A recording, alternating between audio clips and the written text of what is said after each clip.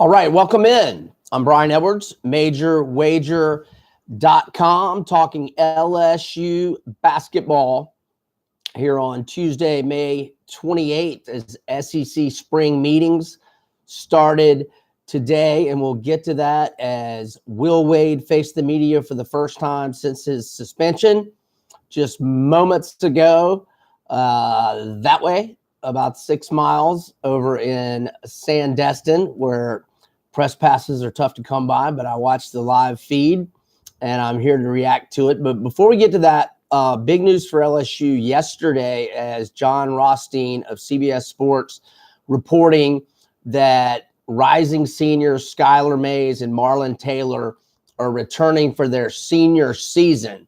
LSU still awaits word from Emmett Williams whether he'll come back, because tomorrow night at midnight on the 29th is the deadline for early NBA draft entrants to decide to come back to school. Excuse me. So let's take you back to April the 14th. Okay. The LSU basketball program was in shambles.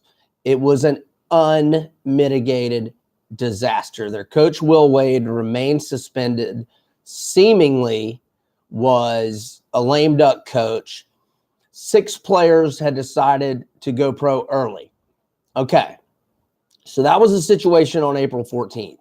But before the end of that day, Will Wade was shockingly reinstated.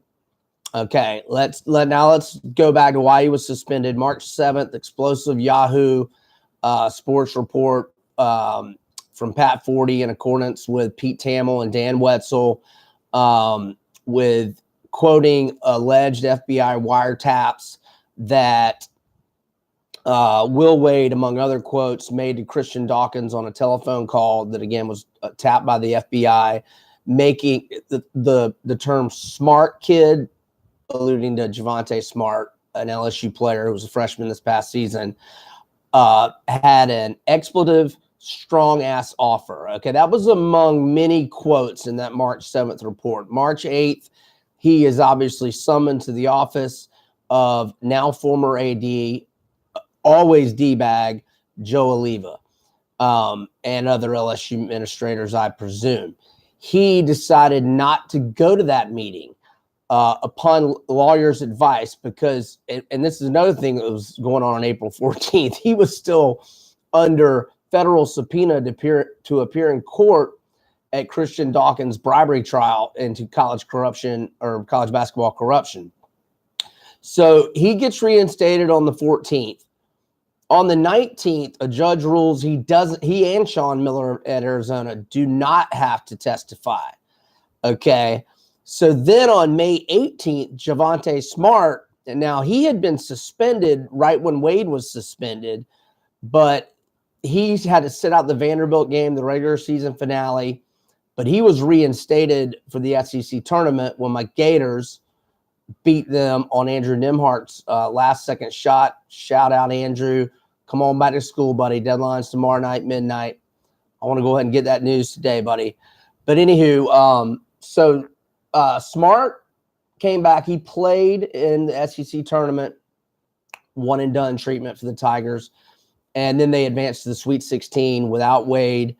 Then their season was over. I mean, like I said, unmitigated disaster. Everybody's jumping ship. 6 players have turned pro. Okay, now we fast forward to May 18th. Smart decides to return to school. 2 days later, on May 20th, 5-star forward Trendon Watford chooses LSU ahead of Indiana, Memphis, and Alabama, the Birmingham product.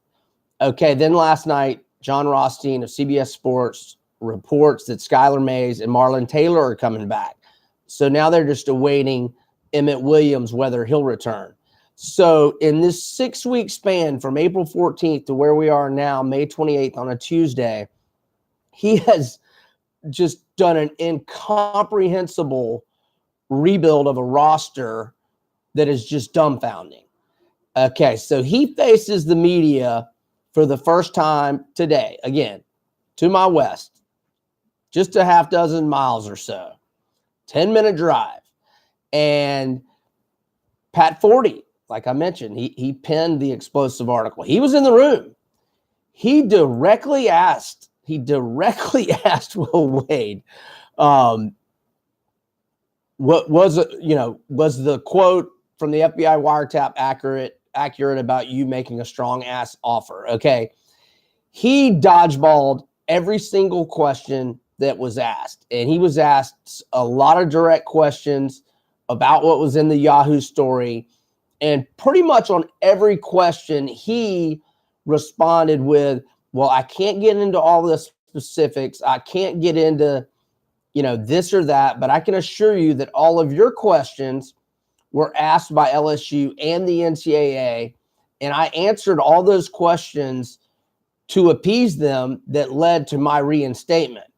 So he keeps getting follow-up questions. Now, if you don't like Will Wade, it was enjoyable, entertaining. If you don't have a dog in the fight, or you like Will Wade, or you like LSU, it was extremely uncomfortable. And he's wearing LSU colors. The SEC logos in the background. Commissioner Sankey cannot be happy.